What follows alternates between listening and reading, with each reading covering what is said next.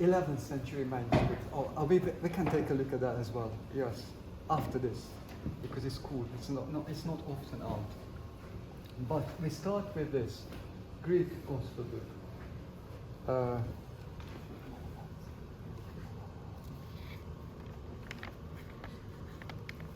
Concentrate on the content. This is later addition, so try to unsee this. I will talk about this later. Yes, this you can see the difference in the script. This is later material, this is old, and this is what interests us now. I will read what it says. Hypothesis, not in Greek. This is an introduction into how the Canon Tables work to highlight the beautiful concordance of the Gospels. So it's about how beautifully they say the same things in different formats and ways. And this is basically a letter by the inventor himself, Eusebius of Alexandria, addressed to his fellow bishop Carpinianus. Please keep this in mind, because this is exactly how it will start in every single copy. So, Eusebius Carpiniano agapito adelpho en Christo Kerin. Eusebius is sending his greetings, his beloved brother Carpianos in Christ. And he says, Ammonius, the bishop, has greatly come up with the idea of the chapter numbers, and we want to make justice of these chapter numbers, so we created these tables. The whole thing is written. The explanation, basically this is the user guide to the comparative tables in beautiful red ink. This is the end. Someone else with the ugly handwriting, they put this in. We just try to disregard this and go to the main thing. I will tell you what this is later.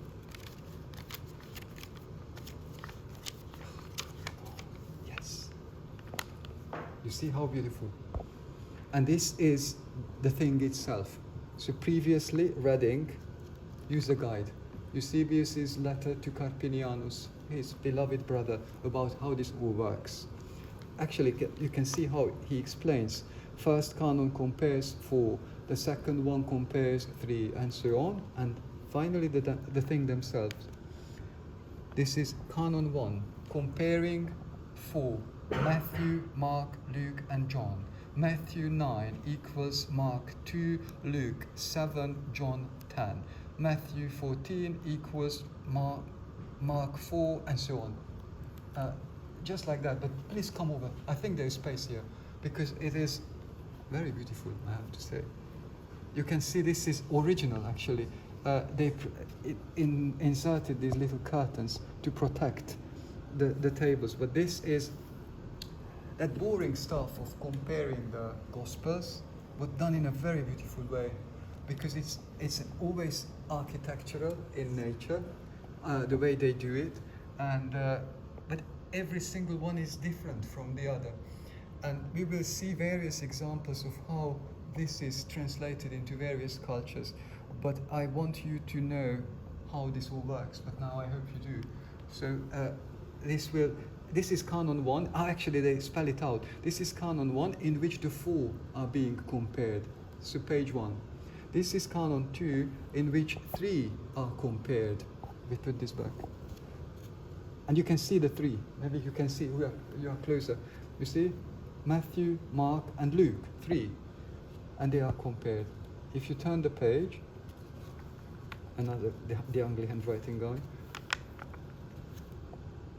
Canon 2, still, it's the continuation of Canon 2, in which the 3 are compared. Canon 3, in which another 3 are compared, this time Matthew, Luke, and John. Previously it was Matthew, Mark, and Luke. Yeah? Which is the most common one. Yeah. Yes, the synoptics, as they say. But look at the architectural design, how beautiful it is, with golden ink, decorated in a very beautiful way. And then it goes on. The ugly handwriting. They creep in. Another one. This is Canon 6, in which 2 are compared. This time Matthew and Mark. And another one, Mark and John. It's the same boring thing, but you can see how beautifully they did this. All the columns are different in layout and decoration. But we go forward, and now something which should be familiar, the list of chapters, right, which we have seen before. Beautiful red ink. Look how nice and ascetic this thing is, just very simple and still beautiful. So the chapters of Ammonius listed with a short description of the content here in red ink. And finally, what would you expect? I don't turn the page. After all what we've seen, what would you expect after comparative tables, chapter lists? Title, yes, that's true, but there's something even fancier. Yes, sure, exactly. The portrait of the author, that should be there every single time. So there we are. Look how beautiful. One of the masterpieces, I think, in the Bodleian. So title, exactly as we have seen in Dioscorus. Remember? Evangelion kata Mattheon, so that's the title. The Gospel according to Matthew, beautiful hat piece, which they call it as even the creators, the artists themselves, they call it pili, the gate, and it's P-shaped. So this is the gate to the Gospel. But it also derives from the tradition we have seen in the Dioscorus manuscript of decorating the title beautifully and the portrait of the author. Just like Dioscorus and the others, right, in hard work. This is how you want to show the author, right? He's thinking and working hard on the thing you are reading. And then, this is pretty much it, but you can see the numbers. You should go with, this is chapter 1. You should go to Canon Table 3 to find its corresponding bits in the other Gospels. So this is meticulously done across the manuscript. You see? The number of the chapter and the Canon Table you need to consult to see the corresponding bits in the other Gospels. I hope this is clear. Yeah? And the chapter headings are at the top. And this is your Byzantine Gospel book. This is exactly what it will look like, but it's never boring because they are always different. Here it was so beautiful that someone stole the portrait. But it starts with the usual way, chapters in Luke, the chapters by Ammonius, listed in red ink, and then title, as we expect, and they always say this is the beginning, but that's for something else, I will tell you. But these are the chapter numbers, and the numbers of the Canon Tables, you need to go and to compare them. And then finally, something about the ugly handwriting. So this is a study gospel. It was meant it was written for study, right? And that's why the comparisons are important, because they wanted to study the text. And it's meticulously numbered and so on. Later on, someone decided that this gospel book is fine for the liturgy as well, not just for study, but for liturgical purposes, i.e. to take the readings for the services from this book. But in order to know what to read, you need to include a calendar. And this is the calendar which they call Synaxarion Akrivos, I can't read this, but this is a calendar starting from the first month of the ecclesiastical year of the Greek Church, September, and with all the days listed with numbers, and the beginning of the Gospel extract you need to read. And this is a list of the readings, but it was inserted later because it was a study edition of the Gospel.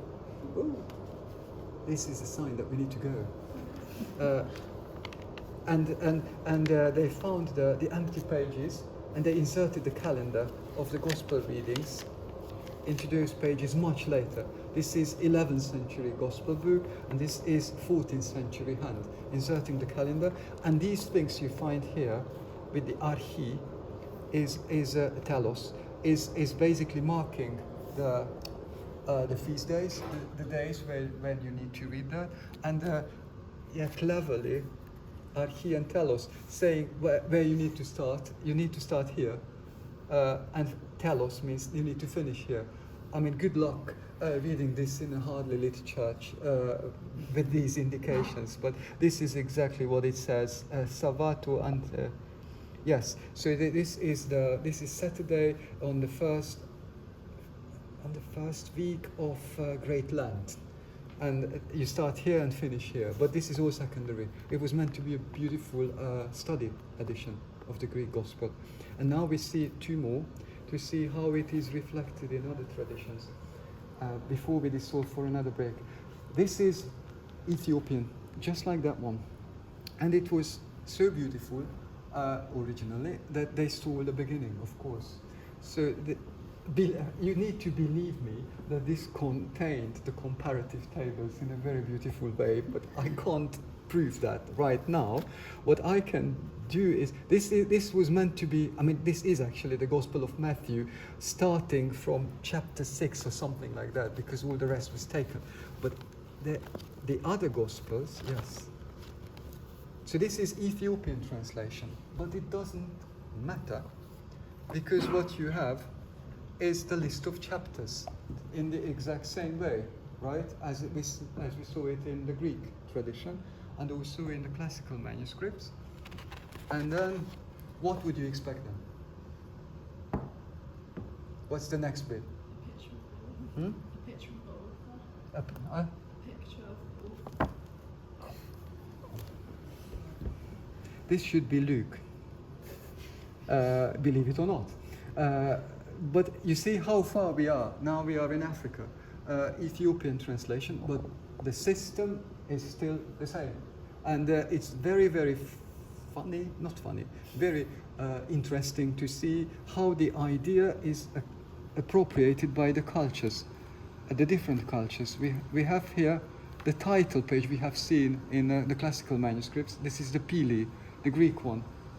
And this is the Ethiopian version, doing the same, but in a very different way, in a very local way. This is their own way of doing the same.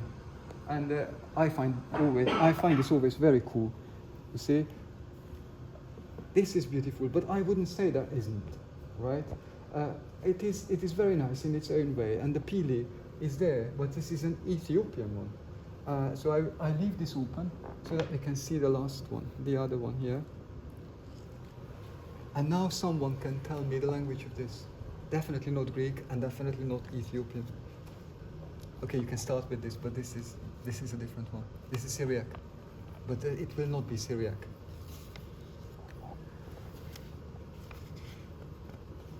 So despite the language, you would, what is the language and what's going on? I mean, it's hard to say, but try.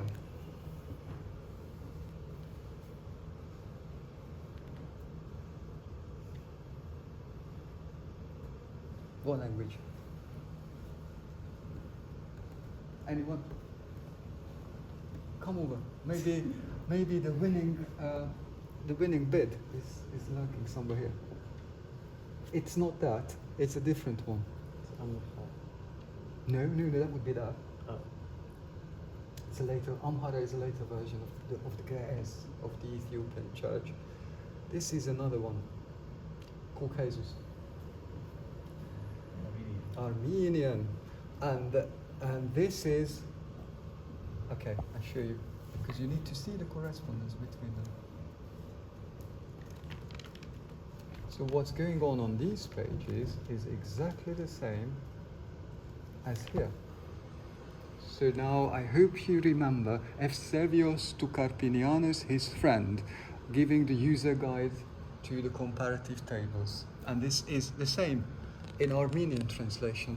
I can't read Armenian, I have to say, but this will say Eusebius to Carpinianus, to his fellow bishop. There we go. Eusebius to Carpinianus, his fellow bishop, explaining how the comparative tables work. This is Armenian, but who cares, right? It's the same thing. The curtains are, again, original. The tradition is the same as in the Greek manuscript. And We need to show what's happening afterwards. And there we are. This now should look familiar, right?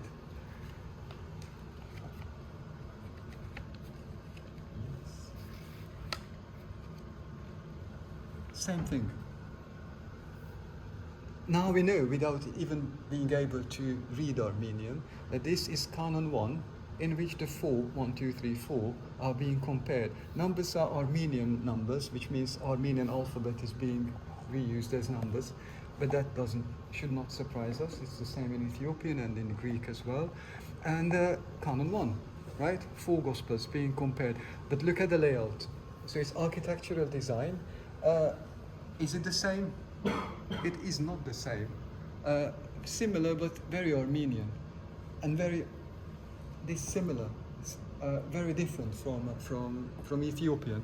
And this is the beautiful thing about this, that they have something strictly and rigidly uniform, but also at the same time very adaptable and flexible to their own culture. So this is comparative table 1 with the 4 Gospels. What's next? Yes, sure. That should come, but there are much more tables to go through before. You need to suffer. There we are. But please note how different, each of them are different. The lions on the sides. Ah, no, the spoiler. So, yes, let's see. This is the last one, which should just list the peculiar features of each of them. You remember, everything that is only in Matthew, Mark, Luke, and John. Lions are the same. And then, what's next? What's next? No subchapters. Yes. Let's see if that's true. Is it? Yes. Well done. This is the list of chapters. It's the good old Ammonius from the 3rd century, who would never ever have suspected to be surviving in Armenian in the 14th century, but there we go. That's a mark of his success. And then this should be something we will see in other manuscripts, because they did retain the tradition of including the lives. Remember the life of the author from Homer. So this is a life of the evangelist Matthew, and then what is that is needed really? The image. And here we go. This is actually, they say it in Greek, Matthäus, and that's the Armenian. And the same thing, headpiece, title page. The title is there. Just maybe we should turn it there, right?